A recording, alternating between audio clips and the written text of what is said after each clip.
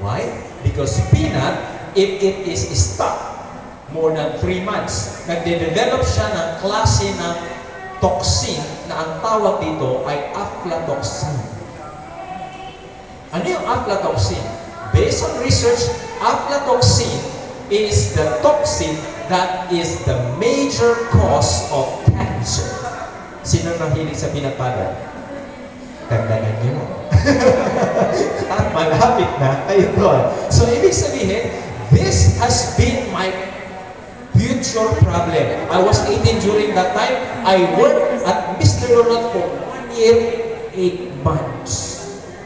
Every day, ang cycle, kakain ng donuts, and almost 1 year and 8 months, ang pagkain ko, donuts. Morning, lunch, dinner. And I totally destroy my health. So, ano nangyari? Here comes the symptoms. Nagsimulang lumabas ang donut. Alam mo yung Bavarian? Yung mga dilaw-dilaw ng Bavarian, naglalabasan na sa bisgi ko.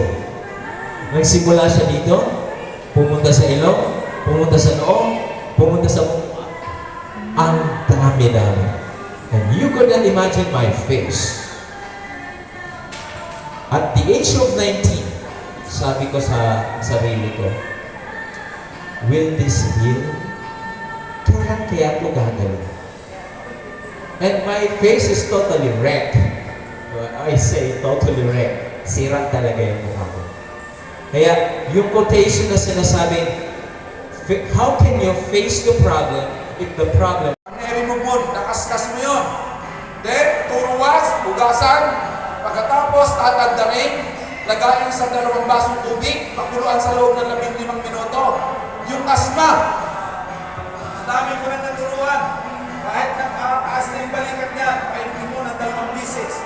Ulitin ko, kalahating tasa sa matanda, 2 kutsara sa isang kutsarita sa sanggol, 2 kutsara kapag ka medyo 12, pababa, yan po'y inireresita. Tandaan po ninyo, yung asma, masusolusyonan. One time ako'y nagtokdan sa malalim. Hindi ko makalimutan si Ma'am Juan. Asawa siya ng seaman. Sabi, Mr. Politico, parang ang hirap paniwalaan yung sinabi mo. Sabi niya, kung pwede bang ako ay kumuha ng cellphone number mo? At bago ko gawin sa anak ko, kasi tuwing buwan-buwan, ay kinukumpline sa Mediatex at 30,000 ng 30,000 pag inaatake sa asma.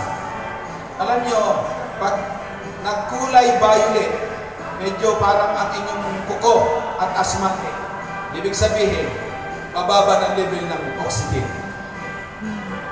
Basta yan po ay medyo ang inyong kuko at ang inyong labi at ang inyong pong ito po ay medyo nagkakulay violet na. Mga kaibigan, fatal po ang asma. Nakamamatay. Taga Santa Clara, Ate Norna, Piti, anak ni Kamada. Sa pang nag-drive, pagdating dyan sa may dadalhin ang nanay niya at itadaan araw ng Sabado yung sisimba. Hindi man nakarating ng simbahan, tumigil na sa may tapat ng Jollibee at siya po ay dinala sa hospital. Pagdating sa hospital, dead on arrival. Asma po yan. Pero itong alternative medicine na binabanggit namin sa inyo, napakasimple, hindi ito binibili. Kapag may puno lang ng sampalok, alam po ninyo, dahil ngayon ang mga sakit, at sabi ko, by 2020, there will be 200,000 or 20 million new cases around the world and 70 million people will be dying from it. At regardless po, regarding po yun sa respiratory natin, sa baga. Kapag kayo pumasok sa crowded area, yung big crowded area at meron doon may tuberculosis, ang bilis na makahawa. Sa loob ng kwarto, humihinga lang yung may tuberculosis, nandun pa sa loob ng kwarto, basta nasa loob na ng kwarto, mahahawa ka rin. Ganon. Pero ang mga natural remedies na ito, kapag inyo pong natutunan, tiyak, makikinabang ang pamilya ninyo at pati inyong mga kaibigan na ikinabang. Okay? Ibibigay po natin kay Dr. May, mas marami pang natututunan kayo sa kanya sapagkat ako po ay hindi naman talaga herbalist. Ang tanging paraan lang namin, kung ano yung sinasabi namin,